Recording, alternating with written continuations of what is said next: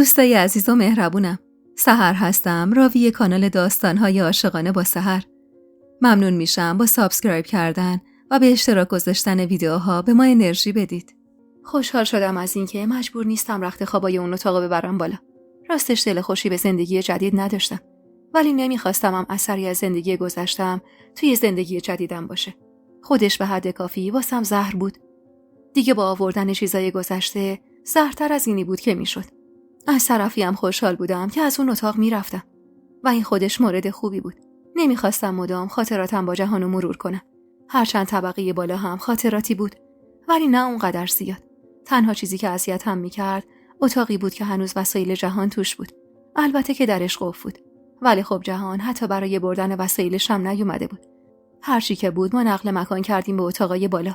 وسایل شخصی خودم و علی رو با کمک حلیمه بالا بردیم و توی اون مدت هاجر خانم دست به بغل ما رو نگاه میکرد و اجازه نداده بود هیچ کدوم از اهالی عمارت کمکی به ما کنن. البته محمد نبود که اگه بود هاجر خانم نمیتونست اسبش رو بتازونه. آخرین وسایل جابجا کردیم که جلو میستاد و گفت: خوشحالی؟ از چی؟ از اینکه میونه ی مادر رو با پسراش خراب میکنی؟ من کاری نمیکنم. من تو رو میشناسم مار هفخط. اون از رسول که نذاشتم ادامه بده و گفتم: رسول مرد و تموم شد، ولی نیش و کنایه های شما تموم شدنی نیست. مال بدقدمی تو بود. چه کنم الان؟ دست از سر محمدم بردار. دیدید که اون دست بر نداشت. اون عذاب وجدان داره به خاطر برادرش. وسیله دستم بود و دستم داشت اذیت میشد. واسه همین گفتم: میبینید که دستم پره. با عصبانیت گفت: وقتی باهات حرف میزنم فقط جوابمو بده. وسایل روی زمین گذاشتم و گفتم: بفرمایید. کمی نگام کرد و بی مقدمه گفت: برو. کجا؟ هر جا. هر جایی به جز این عمارت و این ده. اون قدری بهت میدم که بتونی بری و دیگه پشت سر تو هم نگاه نکنی. گفتم: شما حالت خوش نیست؟ مگه تو حالی واسه آدم میذاری که خوش باشه یا ناخوش؟ خم شدم و وسایلمو برداشتم و چشم انداختم توی چشماش و گفتم: الکی خودتونو خسته نکنید. من جایی نمیرم. بس که بی عزت و غروری. جایی موندی که نمیخوانت. گفتم: کی نمیخواد منو؟ هان؟ ها جعفر، محمد یا فقط شما؟ نمیذارم آب خوش از گلوت پایین بره. این تو بمیری دیگه از اون تو بمیری یا نیست. نمیذارم بلایی که سر رسول آوردی و سر محمدم بیاری. فقط بشین و تماشا کن. از کنارش رد شدم و همونطور که میرفتم گفتم: انگار تا حالا پایین رفته. واقعا درکش نمیکردم. یه جوری رفتار میکرد که به عقلش شک میکردم. هر بار انگار باید به هم گوش زد میکرد که منو نمیخواد. هرچند خودم میدونستم و نیازی به گفتن دوباره و چند بارش نبود. سعی میکردم بی تفاوت از کنار حرفاش بگذرم. ولی خب گاهی اونقدر حرفاش نیش و کنایه داشت که نمیشد بی تفاوت بود. هرچی که بود تمام وسایلو که بردیم بالا، حلیمه گوشه ی دیوار نشست و گفت: به خدا که هلاک شدیم. کنارش نشستم و گفتم: خوب بود فقط وسایل خودمون بود، وگرنه هیچی. والا بدجنسی این هاجر خانومم نوبره. میخواد مثلا منو فراری بده با این کاراش. حلیمه با تعجب به هم نگاه کرد و گفت: فراری؟ نمیدونم تو اون سرش چی میگذره، ولی باز اومده میگه برو. بری؟ کجا بری؟ چه میدونم. به نظرم داره خرفت میشه. بی خیال. مهم شوهرته که هوای تو رو داره. به نظرم کم کم علی رو هم جدا کن. یعنی چی؟ اومدیم بالا. اتاق خالی هم که ماشاءالله فت و فراوون.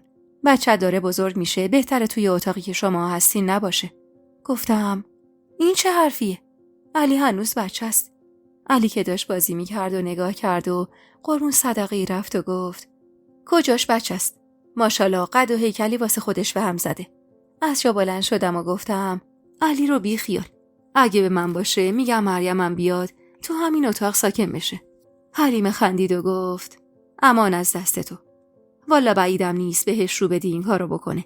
هرچی نباشه دست پرورده هاجر خانومه. اتاقو چیدیم و زندگی من شروع شد. محمد هیچ چیزش مثل رسول نبود. میدونستم این مقایسه کردن اشتباه محضه، ولی خواه ناخواه این قیاسا تو ذهنم میومد. تازه تمام تلاشمو میکردم که با جهان قیاسش نکنم، چون اون وقت حتی یه لحظه هم نمیتونستم تحملش کنم. محمد آدم بی نهایت جدی بود. این جدیت اون قدری بود که حتی توی خصوصی ترین روابط ما هم دیده میشد. کاری به انصاف و عدالت نداشت و هر وقت میلش میکشید پیش من بود. هر وقتم دوست داشت میرفت پیش مریم که خیلی کم اتفاق میافتاد.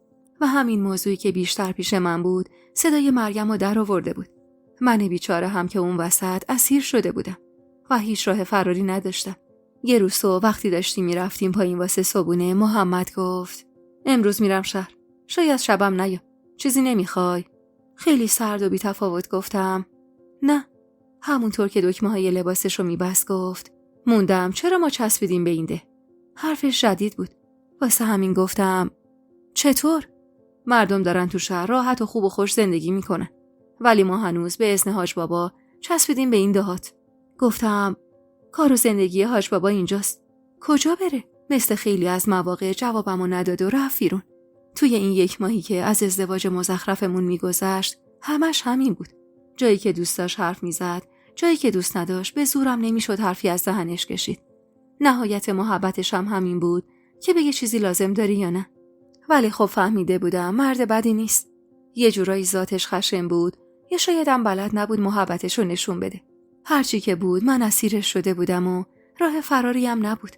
اون روز سر سفره که نشستیم حاج جعفر گفت محمد منم با تو میام شهر. محمد در حالی که داشت صبونه میخورد گفت شما کجا حاج بابا؟ یه سری کار دارم باید انجام بدم. باید تو هم باشی. باشه. پس زودتر راه بیفتیم. دلم نمیخواست هر دوتا برن.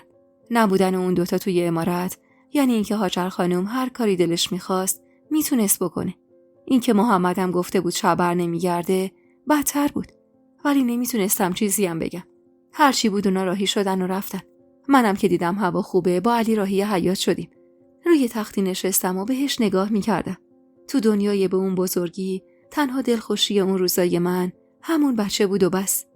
اونقدر غرق نگاه کردم به پسرم بودم که متوجه نشدم کسی کنارم نشسته. فقط وقتی صدای مریم رو از کنارم شنیدم دست رو قلبم گذاشتم و گفتم وای خدا ترسیدم. مگه جن دیدی؟ یهویی اومدی ندیدمت. من یهویی نیومدم تابان. تو توی فکر و خیال بودی. چیزی نگفتم و کمی به سکوت گذشت که مریم ناغافل گفت خبری نیست. از چی؟ با پرویی گفت از چی باید باشه؟ از چیزی که به خاطرش هر شب شوهر من پیشته. فکر نمی کنی که به خاطر دوست داشتنت باشه؟ هان؟ ازت بچه میخواد دیگه. میخواد واسه‌اش یه پسر بیاری. سری تکون دادم و هیچی نگفتم که گفت چرا سر تکون میدی؟ خب خبری هست یا نه؟ گفتم خبری بشه اول از همه تو میفهمی. نترس. مریم خودشو جمع جور کرد و با خشمی که توی نگاهش بود گفت اینو گفتم یه وقت هوا برات نداره. که چی؟ که فکر کنی محمد واسه خاطر این که خاطر تو میخواد هر شب پیشته. بی‌حوصله گفتم ته حرف تو بزن. ته حرفم اینه که زیاد به خودت نناز. نمینازم. خوبه؟ نبایدم بنازی. محمد اول و آخر شوهر منه. مال منم میمونه. کافی آبستن بشی و تموم بشه این بساط. دلم میخواست توان داشتم و بلایی سرش میآوردم که دیگه نتونه حرف بزنه. نشسته بود کنارم و با وقاحت تمام راجع به چه چیزایی حرف میزد. حالم داشت بد میشد. من کلاً زنی نبودم که بخوام در مورد مسائل خصوصیم تو جمع یا حتی به حلیمه که نزدیکترین کس هم بود حرف بزنم. دیگه چه رسد به جاری سابقه و هوای الانم. مریم همینطور حرف میزد و میزد تا اینکه بالاخره دستم و بالا آوردم و گفتم بس مریم. خب نمیخوام چیزی بشنوم. اصلا به چه حقی اومدی کنار من نشستی و از روابط من و شوهرم میپرسی؟ ناخودآگاه حرفی زده بودم که آتیششو بیشتر کرده بود. چون یهو دیدم که گفت شوهر؟ چه شوهری؟ واقعا نفهمیدی واسه چی شدی زن محمد؟ به خاطر هر چی که شدم فعلا زنشم. دیگه هم نمیخوام در این باره حرف بزنم. تو هم یکم حیا کن. اینا رو گفتم و از جا بلند شدم. دست علی رو گرفتم و رفتم سمت ساختمون. هاجر خانم پشت پنجره ایستاده بود، پس دستور این کارو اون داده بود. یا شایدم هم دستی کرده بودن. هرچی بود اعصاب منو خراب کرده بودن. وارد ساختمون که شدم، علی دوی سمت خوراکیایی که گوشه سالن بود. هاجر خانم جلو اومد و گفت چته؟ چرا رنگت پریده؟ من چیزی نیست. خوبم. مریم چی بهت میگه؟ گفتم حرف مفت میزنه. عصبانی برگشت سمتم و گفت حرف دهنتو بفهم. اون زن اول محمده و احترامش واجبه. گفتم اما به نظر من احترام هر کسی دست خودشه. خیلی دور برداشتی تابان. خبر داری؟ پوزخندی بهش زدم و رفتم. به حلیمه که کنار علی هم بود گفتم من بالا، حواست به علی باشه. حلیمه سری تکون داد و من بی توجه به هاجر خانم رفتم به اتاقم. وارد شدم و درو بستم و گوشه‌ای نشستم. حوصله هیچ کس و هیچ چیزی رو نداشتم. انگار دوتایی دست به دست هم میدادن که منو کلافه کنن. و شاید اولین جایی بود که به خودم اعتراف کردم منظورم بهشون نمیرسه. اونا دوتا بودن و من یکی، و مهمترین که یکیشون مادر محمد بود. واسه همین باید کوتاه می اومدم و این واسه منی که هیچ وقت کوتاه نمی اومدم سخت‌ترین کار ممکن بود. اون روز بعد از نهار که با نیش و کنایه‌های هاجر خانم و مریم همراه بود، داشتم هرس می‌خوردم که اون روز و احتمالاً روز بعد و چطور باید بگذرونم بدون حضور حاج جعفر و محمد که یهو در باز شد و محمد اومد داخل. توی اون مدت هیچ وقت از دیدن محمد اونقدر خوشحال نشده بودم. با لبخند از جا بلند شدم و گفتم خوش اومدی. گوشه ی لبش به حالت خنده بالا رفت و گفت سلامت باشی. مریم خواست کم نیاره، اون هم جلو رفت و گفت خسته نباشی. محمد سری تکون داد و در جواب هاجر خانم که پرسید پس حاجی کو گفت داره میاد. هاجر خانم باز گفت زود برگشتید. کارمون زود تموم شد. حاج جعفر اومد داخل و همونطور که جواب سلاممونو میداد و میرفت سمت اتاقش گفت تابان بیا. پا تند کردم و رفتم پشت سرش. وارد اتاق که شدیم درو بستم و گفتم بله، رفته بودم دنبال انتقال اموال رسول به تو. شاید حاج جعفرم مثل نصیر خان منتظر تشکر بود، ولی خب حقی بود که باید به هم میرسید. سکوتمو که دید گفت چون من هنوز زندم و تو ازدواج کردی، اموالی که به علی میرسه دست من میمونه. فقط باقی که مهرت بوده به نامت میشه. خواستم بگم اون که از اولم مشخص بود، ولی زبون به دهن گرفتم که در اتاق باز شد و محمد اومد داخل و اونم نشست و گفت حاج بابا کاش میرفتیم سراغ نصیر خان واسه اموال تابان. حاج جعفر رو به من گفت هنوزم خواهان اموالتی؟ گفتم حقمه. درسته، حقت درست، ولی نصیر اگه میخواست میتونسته حالا بهت بده، ولی نخواسته. محمد یهو گفت حقو نمیدن حاج بابا، باید بری و بگیری. منم در تایید حرف محمد گفتم راست میگه، اگه اون حق منو نمیده دلیل نمیشه من از حقم بگذرم. حاج جعفر دستی به محاسنش کشید و گفت اما اگه نظر منو بخواید میگم ارزششو نداره. خودتونو کوچیک نکنید. چه کوچیک کردنی حاج بابا؟ میدونید چقدر زمینه؟ هر چی که باشه. با حاجی هم نظر نبودم. یعنی چی که از حقم میگذاشتم به خاطر نصیر خان؟ شاید اگه اون روز محمد اون حرفو نزده بود از خیرشون میگذاشتم، چون توان تنهایی مقابله کردن با نصیر خانو نداشتم. ولی وقتی محمدم پشتم در اومد و اونم حقو به من داد، انگار یه جورایی خیالم راحت شد و رو به حاجی گفتم اگه واسه‌تون سخته شما جلو نیایید، خودم انجام میدم. البته با کمک محمد که از این حرفم انگار خوشحال شده بود سری به نشونه تایید تکون داد و حاجی گفت پس خود دانید، اموال علی هم مشخصه، میارم روی کاغذ. تا زندم که دست خودمه، وقتی هم مردم میدم دست محمد. زیر لب گفتم دور از جون. اون روز از اتاق حاجی که اومدیم بیرون، هاجر خانم با اخمایی در هم گفت غریبه یه توی این خونه منم و مریم. نه. محمد گفت این چه حرفیه ننه؟ واقعیته. فقط جلوی من و مریم نمیشه حرفا رو زد. باید بری تو اتاق دربسته، چون من و مریم اونجا نیستیم. چیزی بود که مربوط به تابان میشد ننه. همچین میگه تابان انگار کیه؟ اونم یکی مثل ماها. توی این عمارت زندگی میکنه. حوصله بحثو نداشتم و گفتم با اجازهتون من میرم بالا. هاجر خانم اما جلو میستاد. چیه؟ چشمات به محمد میفته، زبون تو موش میخوره. از صبح که خوب بلبل زبونی میکردی. مریم هم وارد بحث شد و گفت همینو بگو خاله جون. کم مونده بود بهمون سیلی هم بزنه. با عصبانیت برگشتم تو صورت مریم و گفتم حرفاتون قدری زشت و بی خود بود که اگه زده بودم هم حقت بود. مریم عصبانی رو کرد به محمد. چیزی بهش نمیگی محمد؟ محمد رو کرد به من. چه خبرته تابان؟ تند رفته بودم و همین بهونه خوبی دست اونا داده بود. پس باید درستش میکردم. واسه همین گفتم آخه نمیدونی چه چیزایی به هم میگه که. خب بگو تا بدونم. والا زشته بگم. گفتم بگو. خیلی خوب میگم. زنت هست و شاکیه که چرا پیشش نمیری؟ شاکیه که چرا هر شب بالایی؟ این حرفا رو با صدای خیلی آروم میگفتم که یه وقت به اتاق حاجی نرسه. شرم داشتم که اون این حرفا رو بشنوه. حتی جلوی محمدم شرم داشتم. اما خب مجبور بودم. محمد که حسابی عصبانی بود، رو کرده مریم و گفت هر کاری دوست داشته باشم میکنم. به تو و هیچ کس دیگه‌ای هم جواب پس نمیدم. بعدم جلوی چشمای از حدقه بیرون زده مریم گذاشت و رفت. کمی که گذشت مریم گفت روز خوش برات نمیذارم. خودت شروع کردی. اینو یادت نره. هاجر خانم خواست چیزی بگه که در اتاق حاج جعفر باز شد.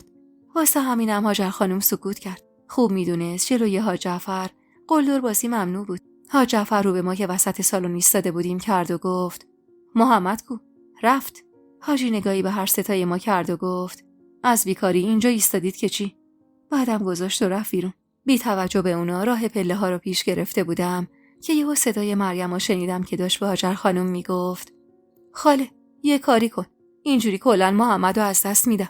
کاری کن منم برم اتاقای بالا. و صدای هاجر خانم اومد که گفت بخواد پیشت باشه بالا و پایین نداره. یکم کمتر نق بزن تا شوهرت از دستت فرار نکنه. سری به افسوس تکون دادم و بس نشستم توی اتاق. چقدر دلم میخواست یه جایی برم که کسی نباشه، که تک و تنها زندگیمو پیش ببرم، بدون حضور کسی، بدون حرف و حدیث کسی. همه این سالا سعی کرده بودم محکم بایستم و از حقم دفاع کنم. چه وقتی با رسول بودم، چه الان که با محمد زندگی میکردم، چه حتی زمانی که جهان امید واهی بهم داده بود. آخ جهان، وقتی اسمش میومد حالم دگرگون میشد و احساس میکردم یکی قلبمو تو مشتش گرفته و مچالش میکنه. دروغ چرا؟ هر بار به جهان و نامردیش فکر میکردم چشمام پر میشد، ولی خودمو موظف کرده بودم که حتی قطره اشکی در ارتباط با جهان نریزم. پیش خودم میگفتم آدمی که تو رو اینطور بازی داده حتی ارزش نداره که یه قطره اشک واسش بریزی. اما با همه این اوصاف ازش متنفر نبودم. فقط یه جورایی از دستش عصبانی بودم. خشمی که هر روز بیشتر میشد. چون دلی که به دوستی میره هیچ وقت به دشمنی نمیره. من عاشق دلخسته جهان بودم و حالا هم به اجبار زن محمد شده بودم و تا قیام قیامت هر بلایی هم که جهان سرم می آورد بعید میدونستم که بتونم مهرش رو از دلم بیرون کنم. زندگی من با محمد فقط و فقط از سر اجبار بود، مثل همون زندگی که با رسول شروع کرده بودم، شاید هنوزم بدتر. چند روز بعد از حرفای حاجی و محمد یه روز محمد گفت امروز میریم ده نصیرخان. گفتم منم بیام. آره، نمیخوام نصیرخان فکر کنه چشمم دنبال ارث توه. باشه گفتم و بعد از صبونه با محمد راهی شدیم. قبلش علی رو سپردم به حلیمه. هاجر خانم دیگه طاقت نیورد و گفت کجا به سلامتی؟ خواستم جوابشو بدم که محمد پیش دستی کرد. یه کاری داریم حل میکنیم و میای. همیشه همین بود. در برابر همه، حتی مادرش. جواب سوالا رو جوری میداد که آدم 1000 تا سوال دیگه توی ذهنش ایجاد میشد. ولی خب کسی هم به خاطر اخلاقش جرئت نداشت ازش با سوال کنه. سوار ماشین که شدیم رو سفت کردم و گفتم چرا به مادرت نگفتی میریم ده نصیرخان؟ هر چیزی رو هر کسی قرار نیست بدونه. همین. و این یعنی این که ساکت باشن. اون روز نصیرخان رو دیدیم و حرفای قبل باز زده شد. دست آخرم نصیرخان گفت سالها رو زمینای بایری کار کردم که آباد شدن. نمیتونید ادعا کنید که این زمینا ارث شهلا بوده. من چیزی نمیگفتم چون میدونستم محمد واردتره. محمد اما گفت ما هم نمیخوایم چیزی از سمت شما سمت ما بیاد، ولی بالاخره حق بوده و هست. نصیرخان گفت یه قیمت میذاریم، سهمشو میدم. البته بعید میدونم چیز زیادی بشه. محمد اما گفت پس زمین مشترک چی؟ اونجا رو که شهلا سهم داشته، اون بخشو زمینشو میخوان. پول به کارمون نمیاد. اونجا ساخت و ساز کردن محمد. منم از اونجا فقط زمین سهم دارم. اونو باید با جهان حرف بزنید. محمد کلافه گفت الان من جهانو از کجا بیارم؟ چه میدونم؟ خود دانی. من پول زمینا رو حساب کتاب میکنم و میفرستم. دیگه هم نمیخوام در این باره با کسی حرفی بزنم. حرف آخر رو زده بود. موقع برگشت گفتم وحید میدونم کاری بکنه. محمد همونطور که یه دستش لب پنجره بود و با دست دیگه فرمون رو گرفته بود گفت میکنه. منتها حق تو نمیده. فقط یه چیزی میده که نتونی بعدش حرف بزنی. اما من حقمو میخوام. نمیتونی ثابت کنی چقدر حقته. نهایت میگه یه زمین کنار کوه سهمش بوده. مگه میشه؟ بله که میشه. باید با جهان ارتباط بگیریم. اصل سهمت اون زمینه. هیچ دلم نمیخواست حرفی از جهان وسط بیاد یا اینکه دوباره پاش باز بشه بده. چون هنوز نتونسته بودم حتی کمی از فکر و خیال اون بیرون بیام. به محمد چیزی نگفتم، ولی تو دلم آشوب و بلوایی به پا شده بود. یه هفته بعد از اون روز محمد وسط روز اومد امارت. سابقه نداشت اون موقع روز برگرده. از همون دم در اما صدا زد: تابان. داشتم کمک هاجر خانوم لحاف فالشی رو باز می‌کردم. از جا بلند شدم و گفتم: بله. بیا. رفتم سمت در و نگاهم خورد به 2 مرد غریبه که روی تخت نشسته بودن و گفتم: چه خبره؟ محمد آروم گفت: نصیر خان سهم تو فرستاده. البته کاغذی داده امضا بزنی که دیگه حق و حقوقی نداری. پس زمین مشترک. اونو خودم تهش اضافه میکنم. نمیذارم بخوره و یابم روش. 4 قدم و مرتب کردم و رفتیم کنار اون 2 مرد. کاغذی رو دست محمد دادن. محمد خوند و رو به مردا گفت: چیز دیگه ای نیست. که یکیشون گفت: نه خانزاده. فقط گفتن مسئلتون درباره زمین مشترک رو با جهان خان حل کنید. خیلی خوب. پس من این مسئله رو قید میکنم. مردا چیزی نگفتن و محمد چیزی پایین برگه نوشت و داد دست منو گفت: امضا بزن. امضا زدم و یکی از اون 2 مرد پاکتی دست محمد داد و گفت: نصیر خان فرمودن دیگه کار ما با هم تمومه. محمد سری تکون داد و اونا رفتن. بعد از رفتنشون پاکتو باز کرد. توش پول بود. گفتم: زیاده؟ نه، نصفش هم نیست.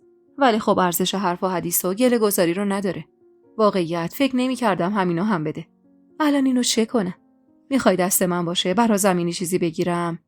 از اونجایی که من از این چیزا سر در نمی آوردم و کسی رو هم نداشتم گفتم باشه. محمدم پاکتو گذاشت تو جیبش و گفت: پس برو. فقط هر کسی پرسید بگو که چی شده و سهمتو گرفتی. نیازی نیست بگی کمتر از حقت بود. فهمیدی؟ گفتم: حله. لبخندی زد و گفت: خوبه. راستش محمد از بس نمیخندید. همون لبخند محو روی لباش حکم قهقهه های مستانه رو داشت. وارد ساختمون که شدم هاجر خانم عین عقاب ایستاده بود و منتظر شکار. مریم هم کنارش بود. تا منو دید گفت: چه خبره؟ چی کار میکنید شما زن و شوهر؟ کاری نمیکنی. پس اینا کی بودن؟ آدمای نصیر خان. واسه این که نپرسید واسه چی اومده بودن خودم بگم که سهم الارث مادرم آورده بودن. هاجر خانم ابرویی بالا انداخت. باریکلا. بالاخره بعد از سالها خیری ازشون رسید. حالا چی بهت دادن؟ پول هرچی که سهمم میشده. هاجر خانم سری تکون داد و مریم گفت: پس مالدار شدی. گفتم: مالدار بودم. حاجعفر هیچ وقت در مورد اون سهم الارث نه چیزی گفت نه چیزی پرسید. مطمئن بودم محمد براش گفته، ولی این که از من چیزی نپرسید نشون میداد که نمیخواد زیاد اون مسئله رو باز کنه. شاید حتی ترجیح میداد که ارثی گرفته نشه. ولی خب به قول محمد حقو باید گرفت. گذشت اون روزا و دیگه محمدم حرفی از این که با جهان ارتباط گرفته یا نه نزد. هرچند که من عمیقاً دلم میخواست هیچ وقت ارتباطی بینشون برقرار نشه، چون از دیدن دوباره جهان واهمه داشتم. آخر اردیبهشت ماه بود و 2 ماهی از ازدواج من و محمد گذشته بود. محمدم مدام تو اتاق من بود، چیزی که من ازش فراری بودم. دلم میخواست همش بره پیش مریم و کاری به کار من نداشته باشه، اما اون انگار بس نشسته بود تو اتاق من. گاهی هم حرفای شیرینی از دهنش در میرفت، ولی خب اونقدری خوددار بود که ادامه نده و به همون یه جمله اکتفا کنه. من اما هیچ حسی بهش نداشتم و فقط سعی میکردم به اون زندگی عادت کنم. علی رو مدتی بود تو اتاق جداگونه میخوابوندیم و حلیمه پیشش میمون. شب اولی که این کارو کردم محمد لبخندی بهم زد و گفت: چه کار خوبی کردی. بهتره بچه‌ها از پدر و مادر سوا باشن. منم در جوابش گفتم: واقعا همینطوره. فقط موندم با 3 بچه تو اتاق مریم. یهو اخماشو کشید تو هم. اما چیزی نگفت و این یعنی این که این حرفا به تو نیومده. راستش تو این مدت متوجه شده بودم محمد مرد بدخلقی نیست. فقط زیادی همه چی رو جدی میگه. رابطه منو با خودشم مثل رابطه خودش با کارگر جماعت میدونست. این که اون دستور بده و من انجام بدم. چیزی که من ازش بیزار بودم. ولی خب اون جدیت جزئی از ذاتش بود و نمیشد کاریش کرد. چقدر اون روزا دلم واسه خودم میسوخت. من هیچ وقت شوهری نداشتم که مال خودم باشه. 2 بار ازدواج کرده بودم و هر 2 بار زنای دیگه هم توی متن زندگیم بودن. دلم میخواست تمام و کمال شوهرم مال خودم باشه. اما هر دوبار مجبور شده بودم تن به ازدواجی بدم که به عنوان زن دوم واردش می شدم و انگار این تقدیر من بود و راه فراری ازش نداشتم. یادم یه شب علی رو که به حلیمه سپردم وارد اتاقمون شدم و دیدم محمد تکیه به بالش پشت سرش داده و دستشو زیر سرش گذاشته. در که باز شد نگاه شرخی سمت من و گفت دیر کردی. همونطور که 4 قدمو برمی داشتم گفتم علی بهونه می گرفت. خم شدم تا شونه‌ای از روی صندوقچه چوبی اتاق بردارم که محمد دستمو گرفت و منو کشید سمت خودش. تا حالا ندیده بودم از این رفتار رو داشته باشه. آروم کشیده بود، اما من تعادلم کمی به هم خورد، ولی خودمو کنترل کردم. محمد دستمو گرفت و شونه رو ازش بیرون کشید و گفت بده به منو، بشین جلو. ابروی بالا انداختم و گفتم چرا؟ چیه؟ میخوام موهاتو شونه بزنم. بهم نمیاد. سری تکون دادم و نشستم جلوش و اون شروع کرد آروم آروم موهامو شونه کردن. بعدم دستی به گردنم کشید و گفت سختت نیست این همه مو؟ نه، عادت کردم. سرشو آورد نزدیک موهام و توی حرکت منو چرخون سمت خودش و بی مقدمه گفت من مرد بدیم تابان. کمی نگاش کردم و گفتم نه. لبخندی زد و گفت میدونستم. خودم میدونستم مرد خیلی خوبیم. زیر لب گفتم چه از خود رسی؟ تابان، من ازت بچه میخوام. سرمو زیر انداختم و چیزی نگفتم که باز گفت تا حالا مطمئن نبودم، ولی الان مطمئنم که ازت بچه میخوام. با خودم گفتم تو گفتی و من باور کردم.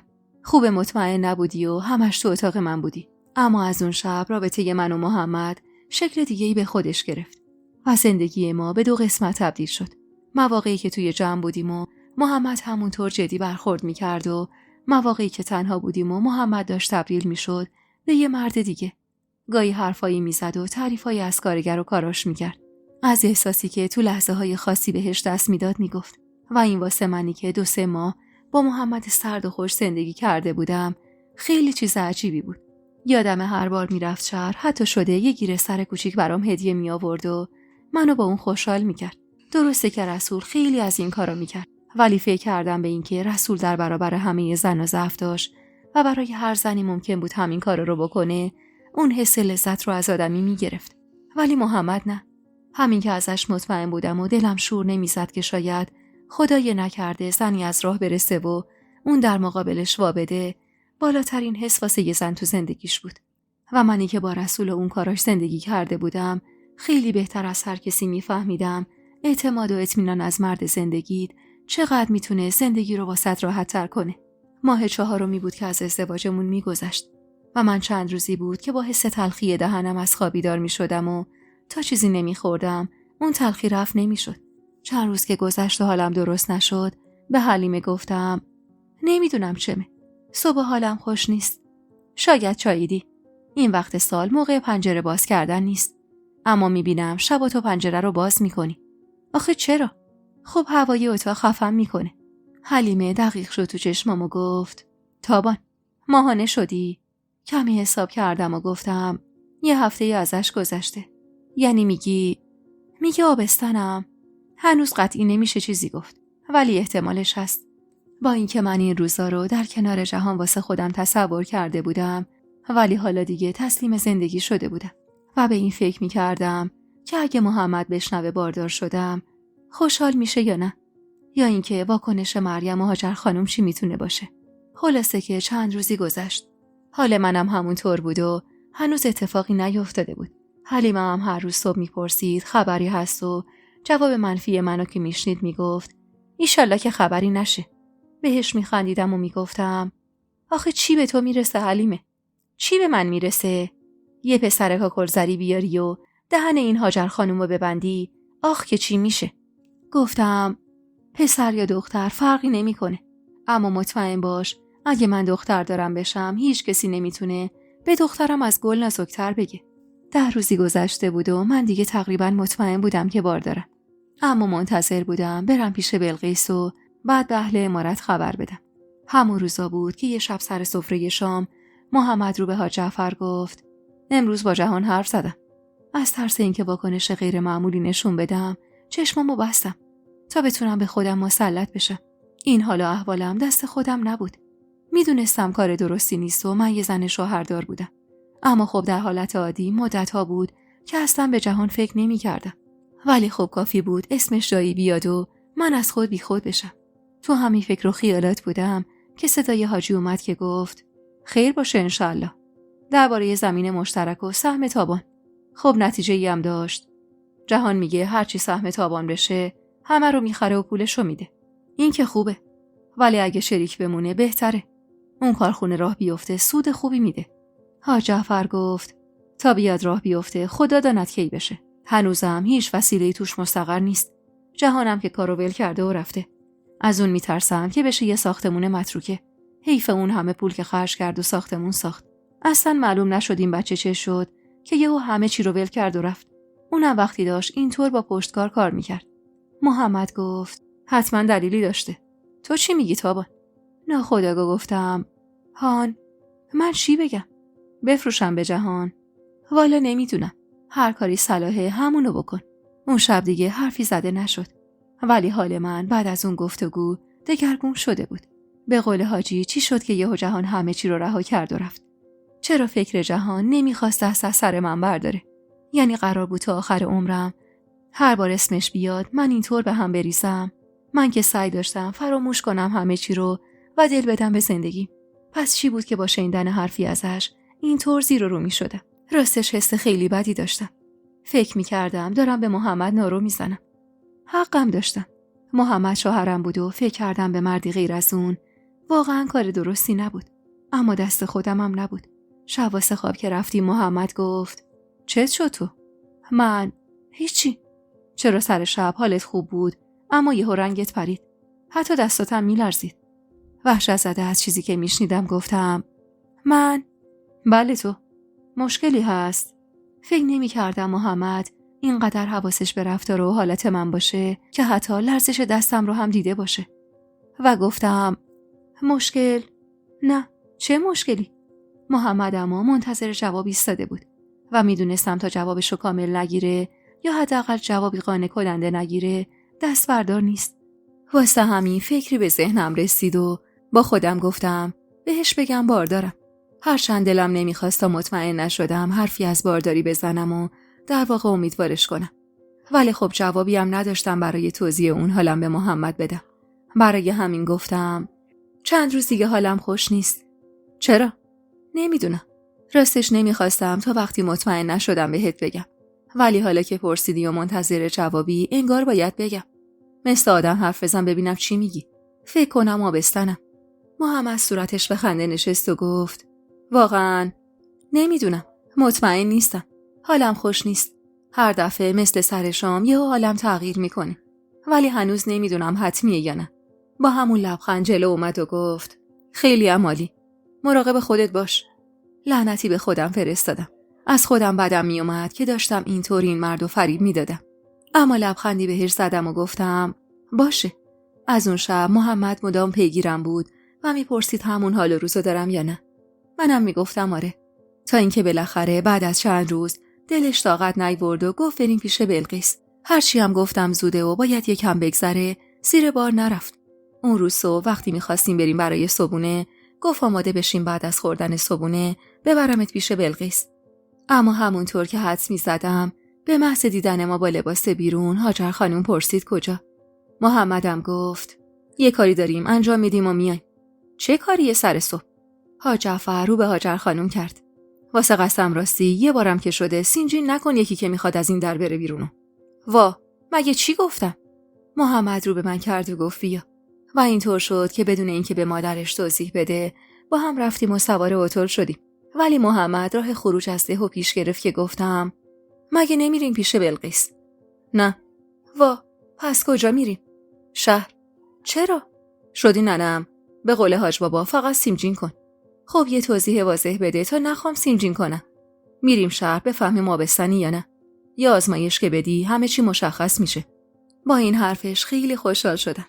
از این ور و اون ور شنیده بودم که تو شهر نیاز نیست قابل بیاد و معاینت کنه. همیشه میری شفاخونه و اونجا ازت یه آزمایش خون میگیرن و خیلی راحت مشخص میشه آبستنی یا نه. اینا رو از خواهرای رسول شنیده بودم و حال محمد داشت دقیقاً همین کارو میکرد. دستم آروم روی دستش که روی دنده بود گذاشتم و گفتم ممنونم. بابت چی؟ این که به فکری، این که میریم شهر واسه آزمایش. والا دیگه طاقت ندارم. هی هر روز میگی امروز زوده، فردا زوده. گفتم بریم شهر یه بار کارمون رو انجام بدیم. البته یه کار دیگه هم دارم. ولی اول میریم شفاخونه. کنجکاو کار دیگه‌اش بودم ولی چیزی نپرسیدم. چون میدونستم اگه میخواست بگه همون اول کار میگفت چه کاری داره. به محض ورودمون مستقیم رفتیم شفاخونه و ازم خون گرفتن و گفتن 2 روز دیگه بیایید واسه جواب. از اونجا که اومدیم بیرون اما محمد بهم گفت همونجا بمونم. روی سکویی توی حیاط نشستم و چند لحظه بعد دیدم محمد با کیک داره میاد طرفم. به محض رسیدن کیکو گرفت جلوم و گفت بخور تا بریم. کمی ازش توی دهنم گذاشتم و گفتم پس خودت. نه تو بخور. برمیگردیم ده. نه دیگه. گفتم یه کاری دارم اینجا. انجام بدیم بعد میریم. پس بریم. سوار که شدیم حرکت نکرد که گفتم پس چرا نمیری؟ تابان. اول بگم چی به چیه بعد. خب ببین منو. چند وقتیه تو فکر اینم که از اون ده بیام بیرون. یعنی اینجوری بگم که تصمیممو گرفتم. هم از ده و عدم امکاناتش خسته شدم. همین که این که از غرغرای مریم و ننه. واقعیت دیگه توان قبلو ندارم. به حاج بابا هم گفتم همه از ده بریم بیرون ولی قبول نکرد. میگه من به ده عادت دارم و نمیتونم همه دار و ندار و مردممو ول کنم و بیام بیرون. میگم 1-2 هفته یه بار خودم میارم ده، هم به امور مردم برسی، هم به زمینا سرکشی کنی. ولی قبول نمیکنه. گفتم خب حق داره. نداره. کلی خان میشناسم که خارج از دهاشون زندگی میکنن. فقط واسه سرکشی میرن و میان. عمارتشون هم اونجا پابرجاست و هر وقت خواستن میرن و میان. خب ما که خلاف نکردیم زمین و ملک و املاکمون دهه. تا ابد که نمیتونیم پابند یه مش زمین بشیم. میتونیم؟ گفتم خب حاج بابا از وقتی چشم باز کرده اونجا بوده. خانه اونجاست. کار و زندگیش اونجاست. بیاد اینجا چی کار کنه؟ والا دیگه حاج بابا از کار کردنش گذشته. بیاد اینجا بشینه تو خونش. من میرم و میام. گفتم حاج بابا به این کار راضی نمیشه. میدونم. ولی منم اختیار خودمو دارم. میخوام بیام شهر زندگی کنم. کار و بارم رو هم اینجا را بندازم. گفتم چی کار کنی؟ فکر اونجاهاشو کردم. تو کاریت نباشه. الان که احتمالاً تو بار داری بهترین موقعیته که بیایم اینجا. یعنی ما هم بیایم؟ پس نه. من تنها بیام. آره دیگه. من و تو و علی و احتمالاً بچه‌ای که تو راه داریم. پس مریم و بچه‌ها چی؟ اونا فعلا میمونن پیش ننه. هم من از دست غرغرای مریم راحت میشم. همون ما رو که جلوی چشمش نبینه کمتر نق میزنه. ولی نذاش حرفمو تموم کنم و گفت چیه؟ انگار دلت نمیخواد از ده بیای بیرون. من از خودمه. کی بدش میاد توی شرایط بهتر زندگی کنه؟ ولی خب اینطور کینه مریم از من بیشتر میشه. کاش لااقل اونو هم بیاری. تو کاریت به این کارا نباشه. هرچی گفتم بگو چشم. سرمو انداختم و چیزی نگفتم. که گفت پس بریم. کجا؟ خونه. گیج و من گفتم خونه یکی؟ ما دیگه. مگه خونه هم داری؟ نداشتم. 2 هفته پیش خریدم. فقط از پول تو هم استفاده کردم. منظورم همون پولیه که از نصیرخان رسیده بود. نگاش کردم و گفتم تو که همه ی کارا رو کردی و تصمیمت هم گرفتی. دیگه سری گفت واسه سند خونه باید امضا بزنی. من آره دیگه. نصف پول خونه رو از پول تو دادم. پس نصف اون خونه هم مال تو میشه. درک و شعوری که اون روز محمد از خودش نشون داد واقعا نگاهمو به خودش تغییر داد. واقعا واسم ورای تصور بود. کی فکرشو میکرد پشت اون صورت اخمو و خشن و اون زورگوییایی که با رعیت و حتی با ماها داشت چه درکی وجود داره. واسه همین گفتم واقعا منو متعجب کردی. اتول روشن کرد و گفت عجب آدم خوبیم. و راه افتاد.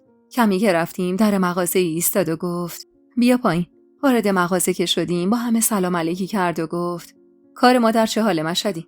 پیرمردی که پشت میز بود گفت کارت رو روال خان. یه امضا مونده بزنید کلید خونه رو بگیرید.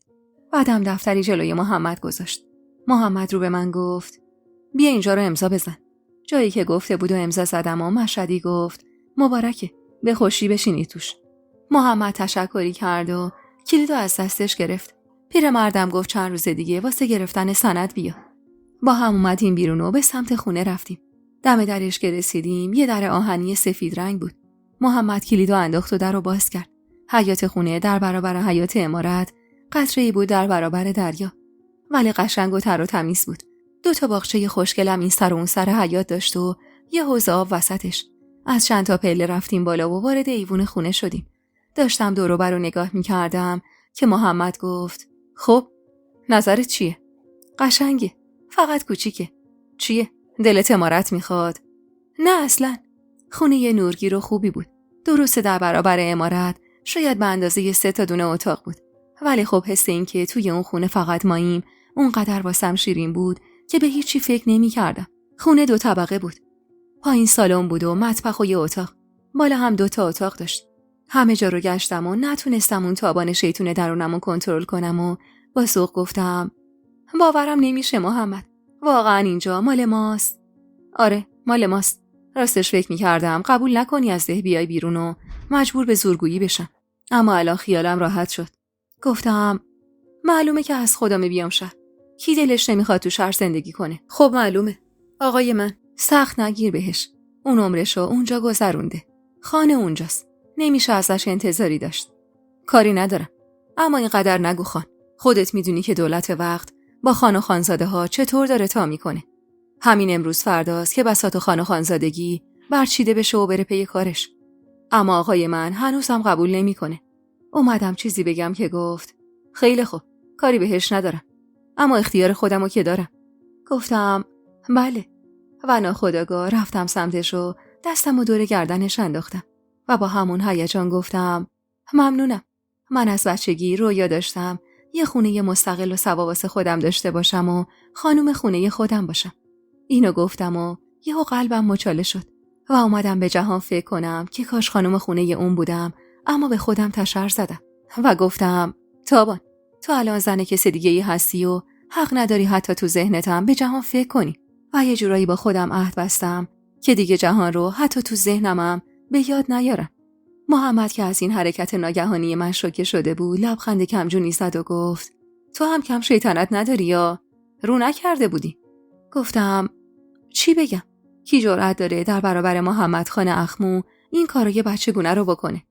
با پشت دستش آروم صورتمو نوازش کرد و گفت کاش ننه همون موقع که حاج بابا تو رو پیشنهاد داد واسه من مخالفتی نکرده بود. اون وقت نه رسولی بینمون بود نه مریمی. بی خیال این چیزا. الان این خونه خالی رو چطور پر کنی؟ فکر اینجاشم میکنی. جای سخت ماجرا اینه که باید به اهل عمارت بگیم. محمد بله. اگه قبول نکنن من تصمیممو گرفتم. نمیتونم توی اون ده بمونم. نمیخوام عمرمو تباه کنم سر زمینای اون ده. ولی حاج بابا دست تنها میمونه. ناسلامتی تو جانشین خانی. من که نمیخوام رهاش کنم. کمک حالشم. ولی زندگی خودمو هم دارم. خان و خانزادگیم مفت چنگ خودشون. جانشینی خان رو هم نمیخوام. اینو باید به کی بگم؟ در ضمن فکر نمی‌کنم این بساط به عمر من قد بده. چون این دولتی که من میبینم کمر همت بسته به جمع کردن بساط خان و خانزادگی. گفتم واقعا همینطوره؟ یعنی واقعا همینیه که میگی؟ دروغم چیه؟ باید تو شهر زندگی کنی و روزنامه ها رو بخونی تا بفهمی من چی میگم. حالا همینا رو بی خیال. اول ببینیم تو راهی داریم یا نه، بعد فکر جابجایی باشیم. فکری که اون مدت عین خوره منو میخورد و به زبون آوردم و گفتم میگم اگه من آبستن باشم و یعنی بچه دختر بشه. فهمید میخوام چی بگم که گفت یعنی چی؟ خب یعنی میگم تو به خاطر دختردار شدن مریم منو گرفتی. یهو عصبانی شد و ازم فاصله گرفت و گفت حرف بی ربط نزن تابان. خدای من شاهده، بنده خدا هم شاهده. فقط نخواستم زن برادرم و بچهش زیر دست آدم غریبه‌ای بیفتن از یه طرف و از طرفی هم نخواستم علی رو از تو جدا کنن. وگرنه به خاطر دختردار شدن و اینا نبود.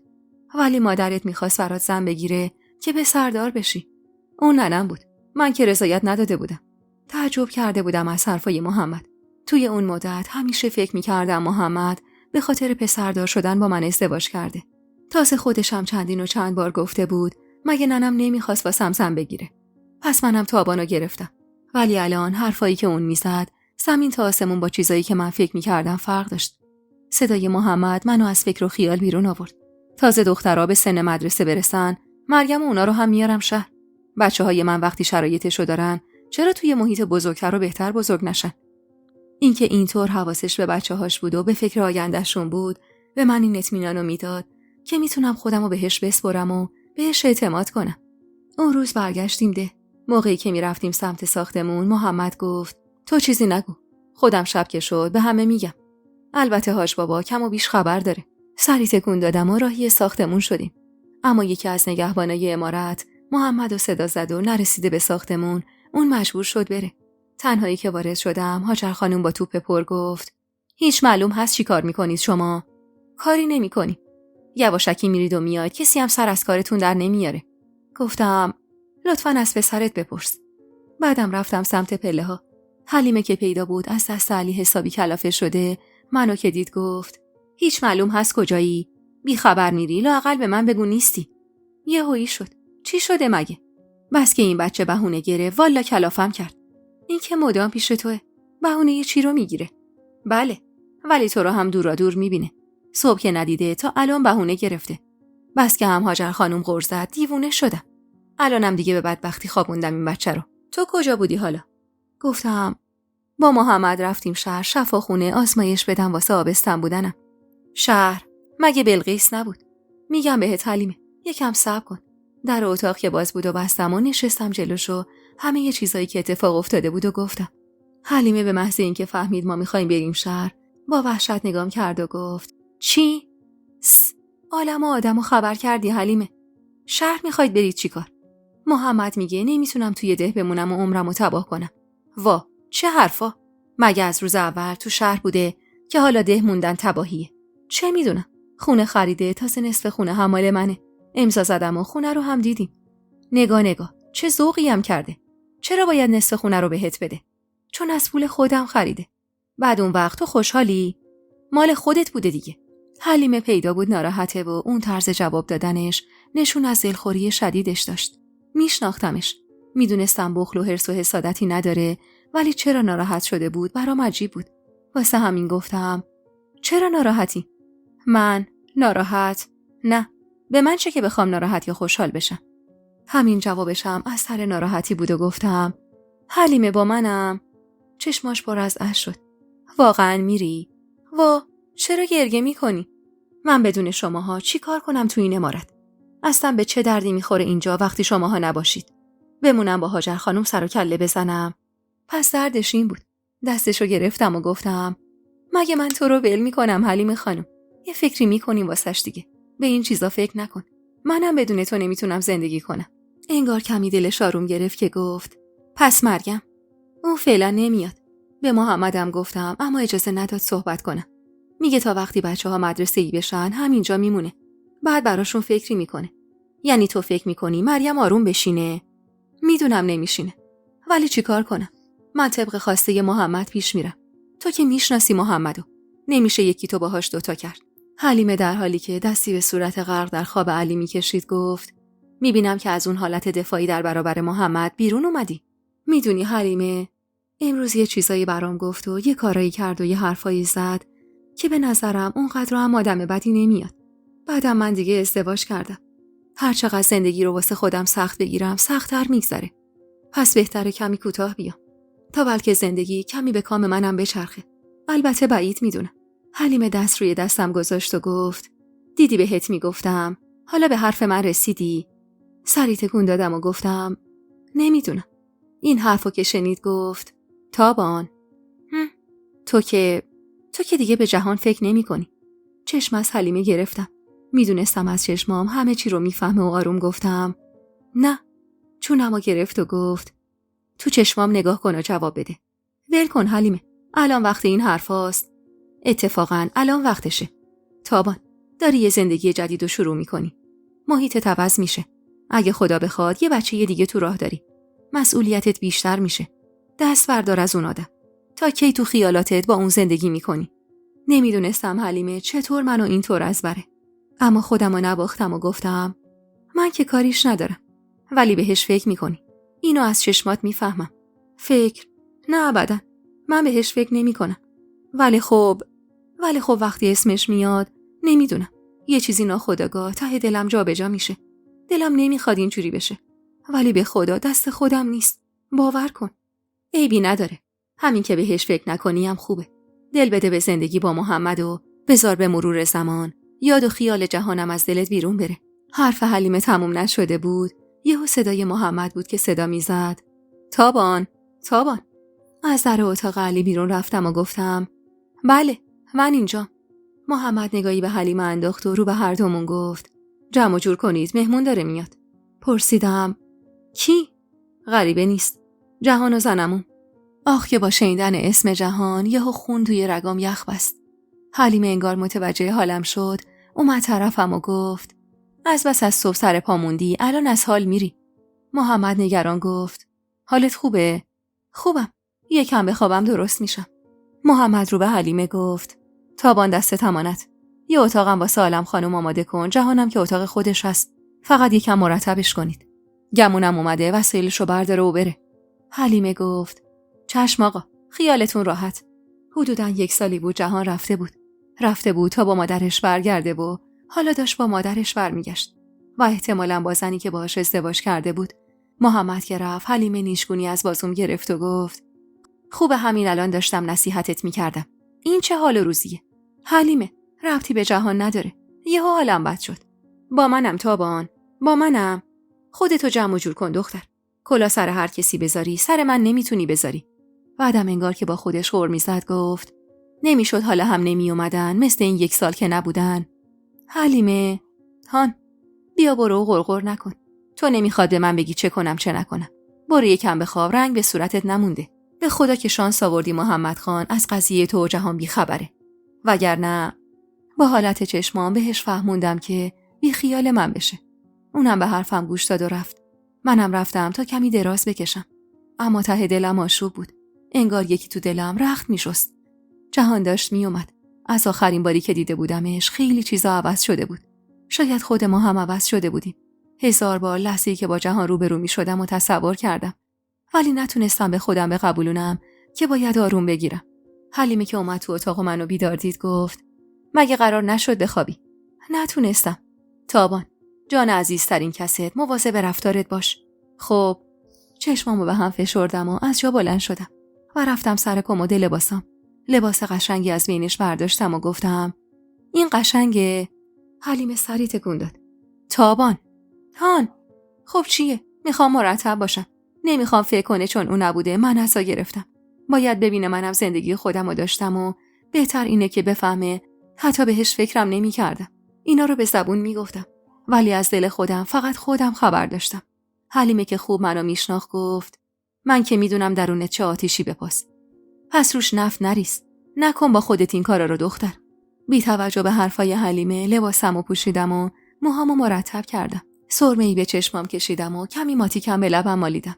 و اینطور بود که رنگ به صورتم اومد. صدای هاجر خانم همون موقع از پایین پله ها اومد که گفت تابان، تابان. بالای پله ها ایستادم و گفتم بله هاجر خانم. اگه زحمتی براتون نیست تشریف بیارید پایین، مهمونا الانه که برسن. داشت بهم طعنه میزد. اما توجهی نکردم و گفتم اومدم. از پله ها پایین رفتم و هاجر خانم نگاهی به سر تا پام انداخت و گفت مگه عروسی میری؟ نگاهی به خودم کردم و گفتم مهمون میاد دیگه، باید مرتب بود. خوبه والا. مریم نگاهی به من انداخت و رو به هاجر خانم گفت فامیل خودشه خاله، معلومه فرق میذاره. هاجر خانم پوزخندی زد. فامیل خودشم نمیخوانه شاخه. والا موندم چرا خدا عقل از پسرای من گرفت که خواهان این شدن. عصبی گفتم منو صدا زدید این حرفا رو بزنید. در سالن باز شد و محمد و حاجی اومدن داخل و اونا هم ساکت شدن. محمد نگاهی به من انداخت و کنارم ایستاد. اخماش تو هم بود و آروم گفتم چیه؟ چرا اینطوری اخما تو همه؟ هیچی.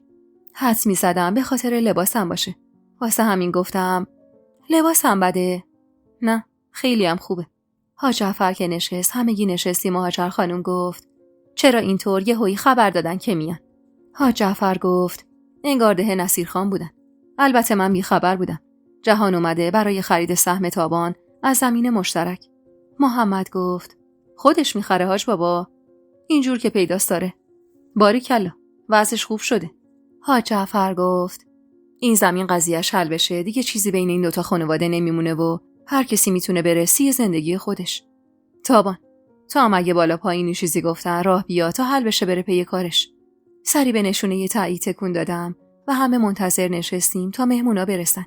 اما دل من عجیبی قراری میکرد و نمیتونستم آروم بگیرم. طولی نکشید که بالاخره خبر آوردن، مهمونا رسیدن. قلبم این گنجشک میزد.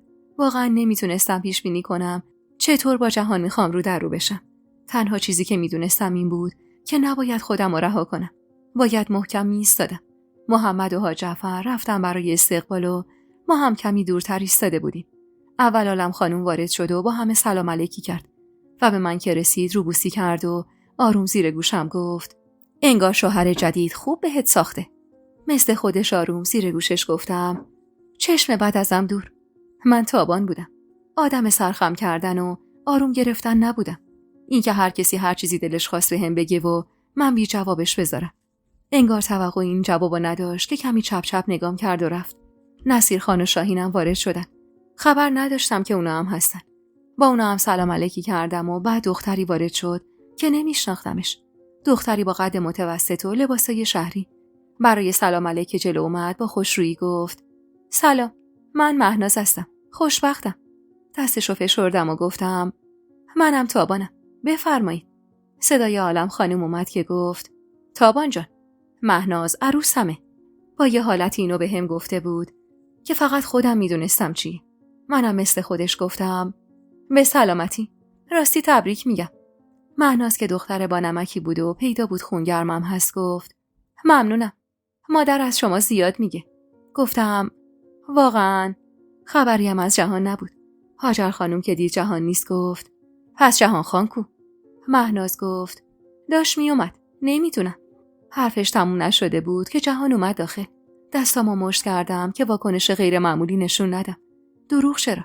تا اون لحظه تو دلم میگفتم شاید همه این حرفا دروغ باشه. شاید جهان زن نگرفته باشه. اما زهی خیال باطل. جهان زن گرفته بود و الانم دست تازه عروسشو گرفته بود و آورده بود که به من نشون بده. جهان با همه سلام علیکی کرد و به من که رسید حتی سرشو بالا نگرفت که صورتمو ببینه. سلام و احوال پرسی بیجونی زیر لب کرد و نشست پیش بقیه. مرحله اولو خوب طی کرده بودم و تونسته بودم به خودم مسلط باشم. محمد آخرین نفر اومد داخل و کنار حاجی نشست و رو به جهان گفت خب پسرمو چه خبر؟ جهان اما اصلا مثل قبل نبود. سعی داشت نگاهش با کسی تلاقی نکنه و انگار معذب بود و من اینو از نحوه نشستنش متوجه می شدم. در جواب سوال محمد گفت خبری نیست پسرم. سلامتی. حاج جعفر اما گفت یهو رفتی و بعدم خبری ازت نشد. والا ما ازت خبری نمی گرفتیم. نمی فهمیدیم حتی ازدواج کردی. عالم خانم به جای جهان جواب داد و گفت والا جعفر خان یهویی شد. وگرنه که شما بزرگتر جهان هستید. پدر و مادر مهناز سفر فرنگ داشتن و ما مجبور بودیم زودتر کارای عقد و عروسی رو انجام بدیم. خوشبخت بشن انشالله. بقیهش مهم نیست. انشالله. نصیر خان رو به من گفت تو چه خبر تابان؟ نگاهمو بالا گرفتم تا جواب نصیر خانو بدم که یه لحظه با جهان چش تو چش شدم. سری نگاه ازش گرفتم و گفتم سلامتی. خبری نیست. جف سنگین بود یا من اینطور حس می‌کردم. هر چی که بود دلم می‌خواست هر چه زودتر کارو انجام بدن و برن. تا با تحمل دیدن جهان رو در کنار یه زن دیگه نداشتم. هرچند هیچ چیزی بینشون ندیده بودم. اما همین که می‌دیدم یه نفر دیگه جای من زن جهان شده حالمو بد می‌کرد. درست خودمم شوهر کرده بودم. اما من به اختیار خودم نبود. من مجبور شده بودم تن به این ازدواج بدم و بخششم برمیگشت به جهان. جهانی که به موقع به دادم نرسیده بود. جهانی که منو قال گذاشته بود و رفته بود. تو فکر و خیالات خودم غرق بودم که صدای علی از بالای پله ها اومد که داشت خنده کنون پایین می اومد و همین باعث شد همه سرا به چرخ سمت پله ها. علی پر انرژی که نشون از استراحت کاملش داشت از پله آخر پرید و چشمش به مهمونا که افتاد از حرکت ایستاد. چند لحظه ای همه رو نگاه کرد و بعد رفت سمت محمد و روی زانوش نشست. میونه خوبی باهاش داشت. همیشه هم تو جمع ترجیح میداد یا بغل محمد یا بغل حاجی بشینه. عالم خانم نگاهی بهش انداخت. ماشاءالله مردی شده واسه خودش. زیر چشمی جهان رو نگاه میکردم. اون موقع که ده بود علی رو دوست داشت. علی هم خیلی بهش وابسته بود اون زمان. اما حالا با گذشت 1 سال بچه دیگه یادش نمی اومد و اونو نمیشناخت. جهان کمی علی رو نگاه کرد و بعد بهش گفت بیا اینجا ببینم عمو. ولی علی تکون نخورد و بیشتر خودش رو جا داد توی بغل محمد. محمدم گفت تا بیاد با غریبه ها اخت بشه یکم زمان میبره. جهان همون موقع برگشت سمت من. انگار از اون حس معذب بودن ورودش دیگه چیزی باقی نمونده بود. چون گفت همچین غریبه هم به حساب نمیه.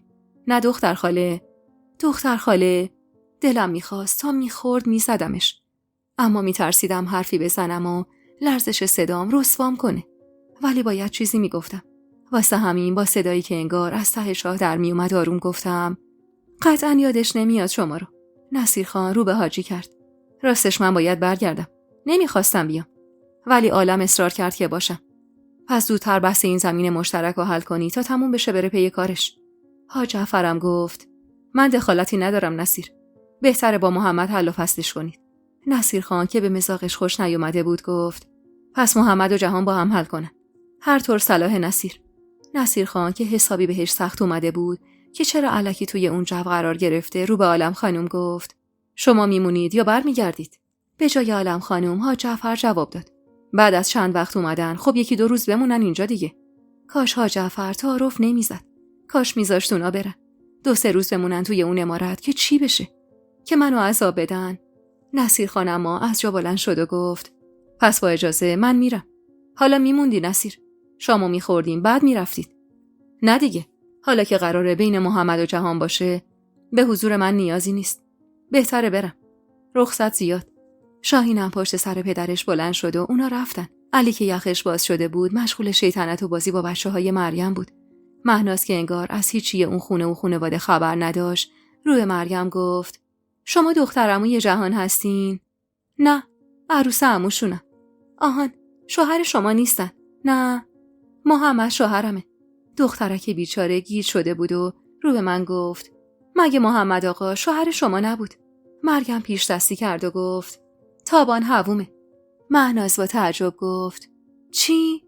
مریم بی تفاوت گفت اینقدر عجیبه؟ آره خب 2 هوو توی خونه بعد هر 2تاتون هم جوونید. مگه میشه؟ جهان آروم گفت یکم پیچیده است. بهتره وارد موضوع نشی.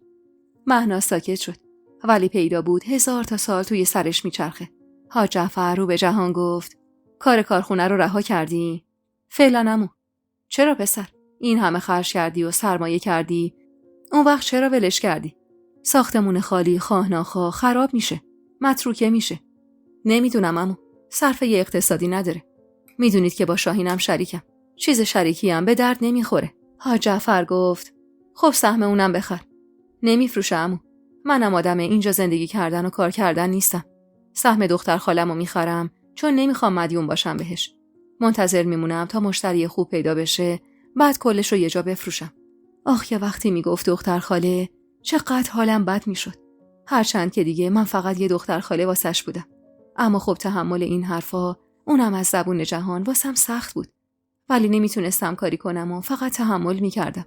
همون موقع محمد گفت یعنی تا این حد که کلا بفروشی؟ آره دیگه. اونجوری که اون موقع مصمم پیش میرفتی اهالی ده هم خوشحال بودن جهان. آخه براشون کار جور میشد. واسه چی یهو یخ کردی پسر؟ جهان گفت بگیم امیدمو از دست دادم بهتره. نگاش میکردم. سرش زیر بود و موقع جواب دادن به محمد با انگشتاش بازی میکرد که حاج جعفر گفت خدا امیدتو ناامید نکنه پسر.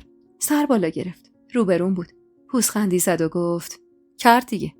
دلم میخواست تا میخورد میزدمش. جوری منو نگاه میکرد و پوزخند میزد انگار من باعث اون قضیه شده بودم. از بین ما 2 اونی که سر قول و قرارش نمونده بود جهان بود، نه من. بیشتر از این نمیتونستم جبو تحمل کنم و رو به عالم خانم کردم و گفتم اگه خسته اید میخواید استراحت کنید. هاجر خانم چشخوره‌ای به من رفت که یعنی تو کارش دخالت کردم. ولی برای فرار از اون جو راهی بهتر از اون سراغ نداشتم. عالم خانمم رو به مهناز گفت من که خستم. تو هم میای بریم بالا استراحت کنیم؟ مهناز که اونم از اول انگار حوصله‌اش سر رفته بود گفت آره میام مادر جون. و اینطور شد که با هم رفتیم بالا. در اتاقی رو باز کردم و رو به عالم خانم گفتم بفرمایید شما. ولی برای مهناز خانم باید جهان خان خودش بیاد در اتاقش رو باز کنه. مهناز وارد اتاق شد و گفت من پیش مادر میمونم. گفتم هر جور راحتید. و در رو بستم و از حرص دلم اداشو در آوردم و گفتم پیش مادر میمونم. دختره خودشیری. و رفتم تو اتاق خودمون و در رو بستم. حال خوشی نداشتم. حس می‌کردم قلبم تو دهنم میزنه. این دیگه چی بود به سرم اومده بود. انگار من تو زندگیم حق خوشی کردن نداشتم. بعد از عمری امروز صبح به خاطر خرید اون خونه کلی خوشحال شده بودم. اما حالا چی بگم؟ اصلا انگار خوشحالی و امید به زندگی من نیومده بود. چرا همین امروز باید سر و کله‌شون پیدا میشد؟ داشتم خودخوری میکردم که در اتاق زده شد و بعد حلیمه اومد داخل. منو که دید گفت ای خدا، حال روزشو نگاه کن. به خدا که آبروی خودتو میبری. بیچاره میشی. گفتم ولم کن حلیمه. بیشتر از این نمیتونم خودمو جمع جور کنم. تابان، کاری نکنی بهونه دست کسی بدی یا مگه بچم؟ والا از بچه هم بچه تری. تو چرا بالا موندی؟ برم پایین قیافه شازده رو ببینم. الله اکبر. دختر، تو شوهر داری، اونم زن داره. کجای اینو نمیفهمی؟ بگو تا برات توضیح بدم. کلافه گفتم من میفهمم، اون نمیفهمه. در اومده میگه من دیگه امیدی ندارم به کار کردن اینجا. خب دخلش به تو چیه؟ اصلا مگه امیدش تو بودی که حالا همش باشه یا نصفش؟ حوصله حلیمه رو نداشتم و گفتم ول کن حلیمه. خب ول کن، برو. دست از سرم هم بردار. باشه، اگه به رفتن منه من رفتم. حلیمه که رفت نشستم وسط اتاق و سرمو گرفتم تو دستام. کاش میشد همون لحظه بارو بندیل ببندم و از اون امارت و اون روستا برم، ولی نمیشد. نزدیک زمان شام که شد از اتاق زدم بیرون. میدونستم غرغرای هاجر خانمو میشنوم، ولی برام مهم نبود. پایین که رسیدم جهان و محمد و حاج جعفر در حال حرف زدن بودن. هاجر خانمم تو چارچوب در اتاقی ایستاده بود که داشتن سفره رو پهن می‌کردن. منو که دید اخ می‌کرد و اومد سمتم. بازومو گرفت و گفت ناسلامتی، مهمون داریم. مهمون که نیستی. محمد ما رو دید و انگار متوجه شد، چون از جا بلند شد و اومد سمتمون. کنارمون که ایستاد گفت چیزی شده ننه؟ از زنت بپرس. عین دختر تاج السلطنه بالا بوده تازه اومده پایین. انگار نه انگار مهمون داریم. محمد بی توجه به حرف هاجر خانم گفت خوبی تابان؟ هاجر خانم اما عصبی نگاش کرد. خوبه والا. مردم مردای قدیم. نمیدونم این نیکبیری چی داره که اینطور شماها رو مسخ میکنه. محمد گفت مادر من، تو این امارت 1000 تا خدم و حشم هست. اون وقت تابان باید بیاد کارا رو انجام بده. هاجر خانم رو ترش کرد و رفت و محمد گفت تو خوبی؟ یکم سرم درد میکنه. نمیدونم چرا این حالم. لبخند محوی زد و گفت دلیلشو میدونی دیگه. سر پا نمون، استراحت کن. اون شب بعد از شام سفره رو که جمع کردن هر کسی رفت تا استراحت کنه. محمدم رو به من گفت امشب و پایین بمونیم اونا بالا باشن. باشه. علی رو هم میارم پایین. اونو ولش کن. با حلیمه میمونه. باشه. فقط من برم لباس بردارم و بیام. پله ها رو بالا رفتم و در اتاقمون رو باز کردم. لباسی واسه خودم و محمد برداشتم و خواستم برم پایین که دیدم جهان از پله ها می اومد بالا. خواستم برگردم توی اتاق ولی دیر بود. از کنارش که گذشتم گفت دوستای عزیز و مهربونم، یک دنیا ممنونم که تا پایان این قسمت همراه هم بودید و خوشحال میشم اگه نظراتتون رو در مورد این قسمت توی کامنت ها با ما به اشتراک بذارید.